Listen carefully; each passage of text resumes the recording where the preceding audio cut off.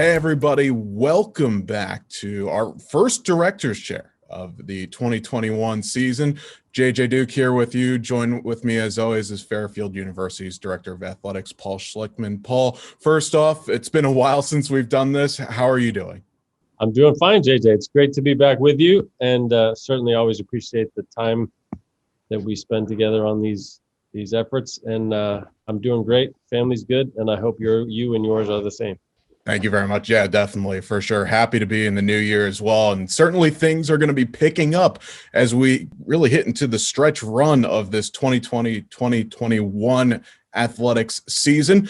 A lot to get into in this episode, but first, let's dive in on the hardwood as Fairfield men's and women's basketball have completed a good portion of their schedule thus far. Let's first, Paul, hit on the men's team. A conference series splits against Iona, really impressive split at that, as well as wins against Ryder and Marist. Still a good portion of the conference schedule to go. Tell us how you've seen the season go thus far. Right. I think you teed it up well. I think it's safe to say we're a work in progress, right? I think we have a lot of new faces. We're playing young guys a lot of minutes. We're working on combinations, and then had gotten a little bit of rhythm going, and then inserted a couple new players with Zach and Jake in there a little bit midstream. So I'm really excited about the direction we're headed. I love seeing the work ethic and the culture that I see evolving in the program that exists, that has been really present during this extended break period, if you will. It really bodes well for the future, and I think indicative of the direction the program is going. So I think we see pockets of where we're playing really well and in sync. I think we're seeing pockets where we still have a lot of work to do. And I think Coach Young and his staff would echo those sentiments. But I think the future's bright, and remain really excited about where we're going. Definitely. And as I said, there's a lot of key games coming up down the stretch as well. And hopefully a couple of wins here and there that could jump Fairfield right back into the mix as we get closer to the conference tournament. Sure thing. I think, as I've said all along, and maybe even in this space, that I think teams that have the ability to maintain some continuity in what is a really unorthodox year for obvious reasons, hopefully will have some ability to win some games down the stretch and be viable when it comes turning time. Switching gears, talking about the women's team, a really strong start to their season as well. Entering the time of recording, they're 6-2 overall, 5-1 in MAC play, road sweeps, which in college basketball, if you can pick up wins on the road, that's crucial. But the fact that they knocked off both Siena and Ryder twice on the road, splitting with always a good, tough Marist team, the mood has to be really good right now in Coach Frager's camp. I think so. They're really excited about the uptick that they've had this year. I think you've seen some players really develop and take their game to the next level. Lou in particular comes to mind. Obviously, she's just playing at a high level in the league and has displayed that on many occasions. Rachel Hakes has done a superlative job at the point. Sam Lewis, has really stepped up in her role, and so they've really come together. Their top 5, 6, 7 players have really stepped it up, and so that's really good to see. And I do believe, given the personnel we have and the start that we're off to, I think we have as good a chance as anybody to, be right in the mix and the thick of things as we get down the stretch. So really excited about them. Really incredible group of young women who've worked really hard, have shown great resilience in this season, and been really vigilant about how they're conducting themselves. So really appreciate what they're doing and how they're going about their business. Now, some very recent news that just came out, Paul. On January 20th, it was announced that the MAC Council of Presidents approved spring competition schedules for both the fall and the spring sports seasons. Now, it's basically going to be a couple of months of games almost every day, it seems, in every sport. It's going to be a lot of fun, going to be a lot of work. But first, tell us a little bit about what happened behind the scenes to make this all happen. A lot of work by a lot of people, JJ. And so thanks for bringing it up. It really was a great effort. I would say top down, certainly a reflection of the spirit and commitment of our MAC presidential group and our MAC AD group to want to try and provide a framework for certainly our spring sports, but also our fall sports. And all those teams who either didn't have it, got their seasons cut out or cut short last spring, had their seasons nullified this fall, try and recalibrate and come up with something that could really work. Great effort, MAC staff, our various sport committees, ADs, coaches, groups, a lot of heads together to try and come up with frameworks that achieved something that we all felt good about, that provided a quality experience, understanding that time and circumstances would necessitate, truncating those schedules. But I think we've arrived at something pretty solid. Certainly there's no degree of certainty that will say that those will remain intact as we have them now. But I think a lot of positive work went into getting us to this point. And you're 100% right. It is going to be a whirlwind of a spring once we hit the road with some competitions beginning in early March. I usually characterize the fall as kind of a dead sprint from August to Thanksgiving. This is just shifting that sprint from probably March to May. We're going to have 18 teams engaging in competition and in full gear. So it'll be interesting. And a lot of hard work in preparation with our staff and trying to make sure that we're good to go with accommodating all those competitions and the daily activities of our athletes. But we'll meet the challenge, and we're looking forward to it. And I know our staff will rise to the occasion. Well, it's funny that you talk about that dead sprint in the fall season. There's a joke about the transition time between the fall to the winter, and not to mix up your digs, your shots on goal, your rebounds. Now try and do all that plus add spring sports. I'm going to be calling all those games. Yeah. So guess what? You're going to have to really think twice about your terminology, JJ. You might forget what venue you're at. Just call out something that's you better be careful about that. Keeping it simple will be the way to go. And to kind of clarify, there's going to be a championship season scheduled right now for all of our sports, which I know in reading a lot what came out, that was very important to still have the opportunity, especially as you said, with the fall teams that might not have their traditional full schedule, but to still have a quality championship experience at the end of the season. Right. I think it was important on a couple of levels. Certainly it stems in part from the NCAA adjusting the season and calendar to create fall championships in the spring for those sports. So that automatically creates a framework to that we aspire to, that we want to try and achieve.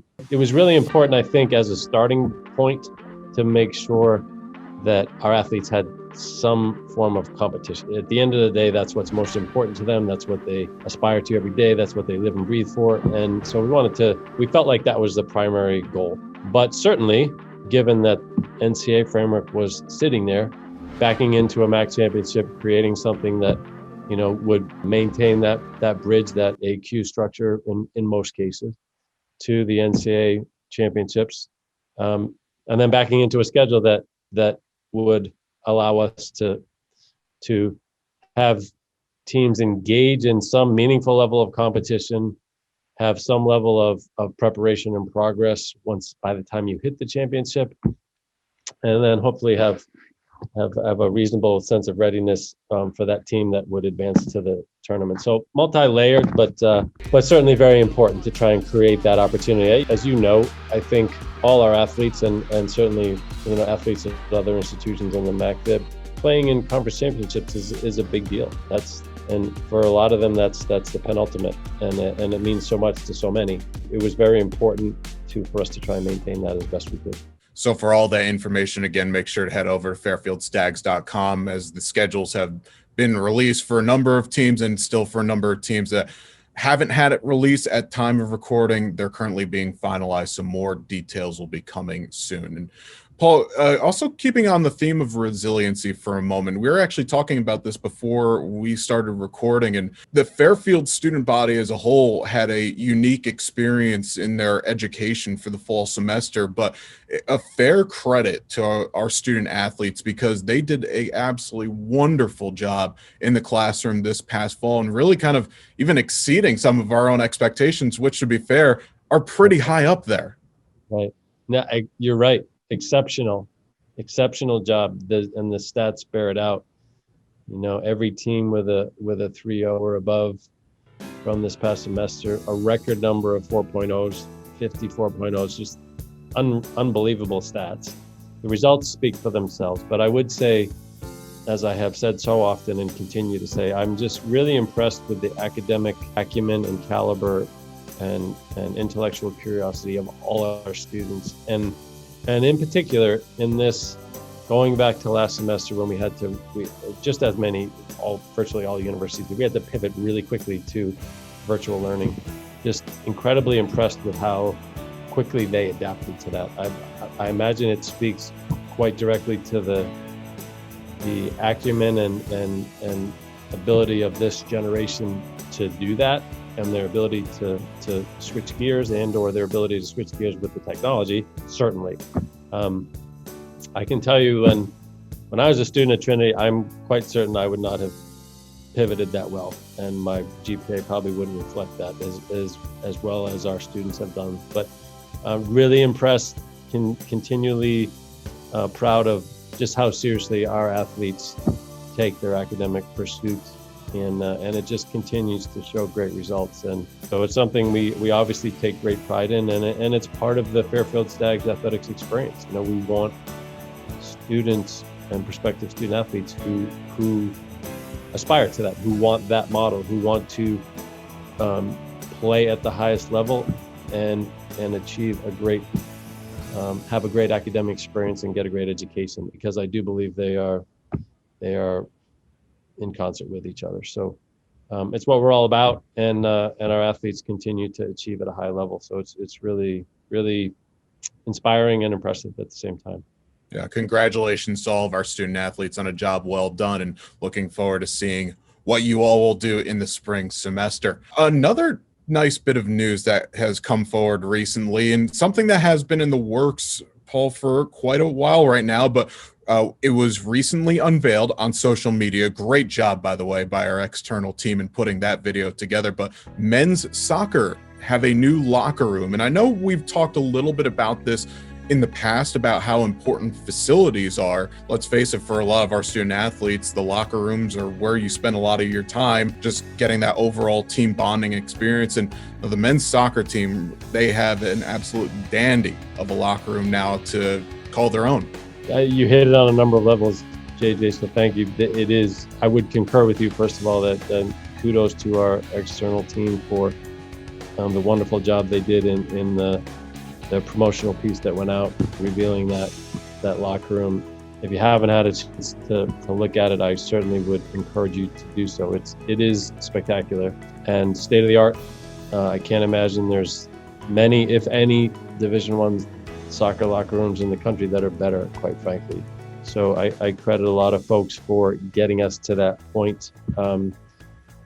Zach Dayton in particular did an unbelievable job shepherding that project from A to Z, along with the coaching staff and them coming up with a concept of what was important to them and what they really needed to elevate our program as we continue to try and do that for them, and as we continue to try and upgrade all our facilities and the various elements of that for all our programs, as you alluded to. So it puts us a cut above amongst our peers, quite frankly, and just really an exceptional asset for us now. For the current student athletes, as you accurately said about, they spend so much time there, and it's really their hub, it's their heartbeat, it's where so much happens that really is a part of the ethos of the program. And just so grateful to some key people who really made this project a reality, and in a way that will benefit us certainly in the short term and for years to come.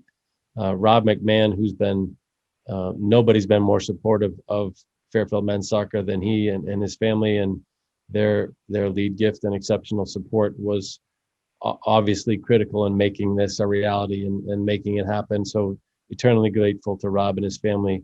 Carlos Cardoso has been such a great supporter of men's soccer over the course of time and contributed in a significant way, and so grateful to Carlos as well. He's been an avid supporter of men's soccer and the program. It's also great to see, such an uptick in the engagement of our Fairfield men's soccer friends program and others who contributed to this and made it happen. So it's a true team effort, really indicative of the passion that is out there for our men's soccer program, and grateful to all those who made it happen.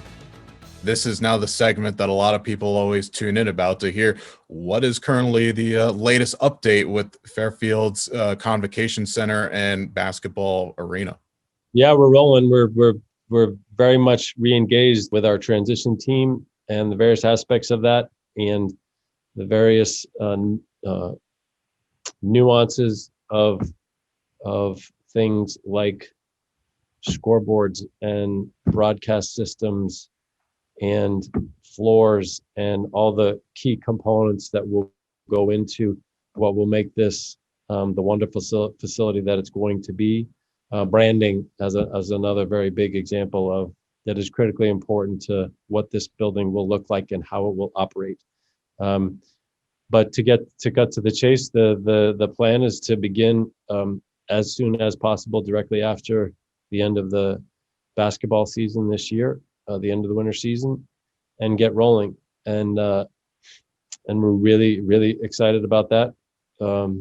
It goes unsaid almost, but I think the intent was there all along, certainly to get to this point again. But a lot of work going on behind the scenes that is very encouraging, and always had confidence that we would get to this point and that it would get done. And now we're directly engaged again, and look forward to see it, the visible signs of it once we get to March and beyond. Well, definitely going to be looking forward to that. And for folks watching this right now, as we said before, this is your chance to ask Paul some of these questions. What do you want to know about future status updates of our new Convocation Center? Maybe some of the things that are going on in and amongst athletics. You can do so now by going and sending your questions to fairfieldstags.com/askpaul. And we promise we will be getting to some of your questions very, very soon. Paul, I think that's going to do it for today's episode. And it's been a while since we've done this, and hopefully it's not going to take as long to get to the next one. Maybe we can reconvene in not too long from now, talk some conference tournament play, and get ready for what is going to be a wild and entertaining March, April, and May. Right. I would love that, JJ. And if I could just offer this, I guess to our fans, to our constituents, just a word of thanks and appreciation for, continuing to follow us, to watch our games, to follow us on social media, to really be continually engaged at a passionate level. It means a lot. I know it's certainly unorthodox for us, as an athletics program to be trying to wrestle through these crazy times. And I know it's different for you all as well, but we greatly do appreciate you. We're always mindful of you. So thankful for all those, as one example, who bought the cutouts for Alumni Hall, and then just one indicator of just how passionate our fan base is. And so we appreciate you, Stag Nation, and look forward to getting to a place where we can see you in person again. But in the meantime, please keep watching, please stay tuned, and you know where to find us if we can help you with anything, or you want to ask us anything. So thanks very much. He wrapped it up perfectly. I'm going to end it right there. We'll see you all next time. Go Stags.